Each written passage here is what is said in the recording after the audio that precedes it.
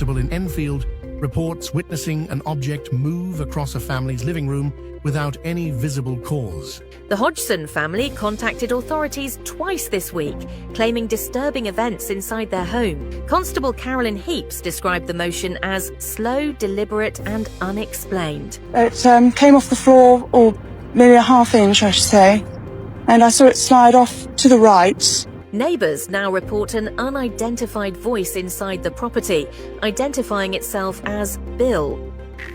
My name is Bill. New photographs tonight appear to show a child lifted from her bed without support.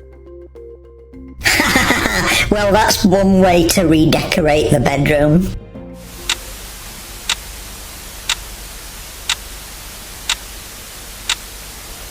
The story starts at 284 Green Street, Enfield, a modest council house, 3 bedrooms, a family of 6 and a problem no one could explain. Peggy Hodgson, a single mum, called the police after her kids claimed the furniture was moving by itself. Caught police, I'd be bloody running.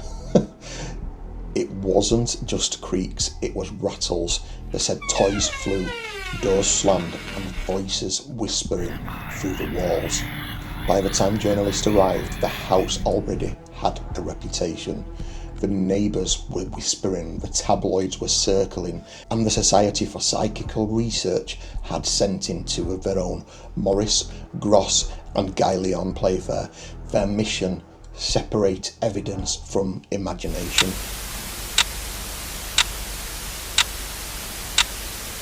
August 31st, 1977, Constable Carolyn Heeps entered the Hodgson's living room. Moments later, she watched a heavy chair shift across the floor. Slow, deliberate, silent. She checked for wires, magnets, hidden strings. Nothing. I checked to see whether or not it could possibly have slid along the floor. I placed a marble on the floor to see whether or not the marble would go in the same direction. Her signed report confirmed the motion, but not the cause. No one was charged, no one was hurt, just a note in an official file that furniture had moved. If my rent ever goes up, I'm blaming haunted furniture too. Bloody hell. It's the kind of witness skeptics hate because she's credible, but a single event doesn't make a haunting. Grosse wanted patterns. Maurice Grosse brought a reel-to-reel recorder, trigger mics and more patience than most priests. He logged hundreds of incidents, knocks, bangs, timed response tests. Ask a question, get a knock. Ask again, another in rhythm. Sometimes the answers made sense, sometimes they mocked him. The problem: controls, no locked off camera, no independent monitors, and plenty of teenage energy in the room. When the knocks happened under blankets or behind furniture, skeptics saw stagecraft. When they happened in the middle of the night, with everyone accounted for, that's when Grosse started to worry. He wrote, the phenomena are playing by their own rules. But Grosse was about to discover he wasn't just recording knocks anymore. He was about to capture a voice that shouldn't exist.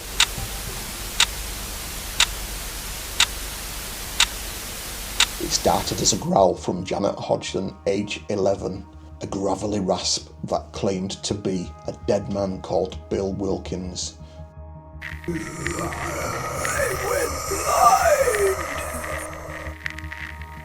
Doctors tested Janet's throat, no damage.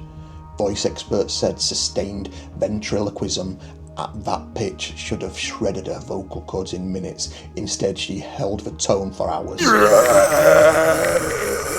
Skeptics said she'd learned to project from her diaphragm. Others pointed out overlapping audio, 2 voices at once, hinting it wasn't purely human. Either way, it's one of the most unsettling recordings in paranormal history. Yeah, I actually remember hearing it on Strange But True when I was a child, and I think I wanted to sleep in my parents' bed after that. It were awful. Haha, humans doing demon impressions. Still less embarrassing than karaoke night. Bloody L85, it's your fault. Bloody American Pie. Every single time. Change your song. Bye bye, Miss American Pie. Drove my Chevy to the left. Whether possession or performance, the Enfield voice made Enfield world famous, but the images made it unforgettable. Photographer Graham Morris set up a motor drive camera to catch activity in the girl's bedroom. One night it worked too well. The frame showed Janet mid-air, hair and limbs extended. Some call it levitation, others a well-timed jump. The bedding pattern, the shutter speed, even the distance from the floor. Every detail's been dissected for decades, but no matter which frame you pick, one fact stands. Something left the ground. A leap of faith, or just a leap. You decide. Let's rate the skeptic arguments. Ventriloquism, moderate. Possible, but duration and strain test weaken it. Jumping photos, strong. Angles and shadows suggest motion, not suspension. Attention and stress dynamics, moderate. Family turmoil explains some reactions, not all. Weak controls, very strong. Open environment, no blind tests. The scientist's nightmare. The skeptics land a few solid hits, but they can't explain everything. And the believers, they're still waiting for the one final proof. Here's where the dust settles. The police reports, genuine but inconclusive. The tapes, compelling yet uncontrolled. The voice, biologically strange but maybe not supernatural. And the photos, iconic but never duplicated under test. If one thing could change the verdict, it'd be a locked room, continuous footage, test under modern conditions. Until then, Enfield remains a paradox, both the most documented and the least proven haunting in history. If I ever die in a semi-detached, I'm haunting the estate agent first. Americans, that's a realtor. Hunting or hoax, the case refuses to die. I'm sceptical. It's a bit too much. I've been to plenty paranormal places in my time. I've seen things happen. I've been in East Drive and seen someone get scratched before my eyes. The scratch appeared on them. They maybe did it in another room and then the scratch just appeared slightly afterwards. 30 seconds could be debunked, I don't know. But the Enfield, it's like the holy grail, the flying demonic voice. Just a bit too much to be like Hollywood style to me. So what do you guys think? Hoax, hysteria, or a haunting? What's your verdict and why? Drop it in the comments. Back it with one detail.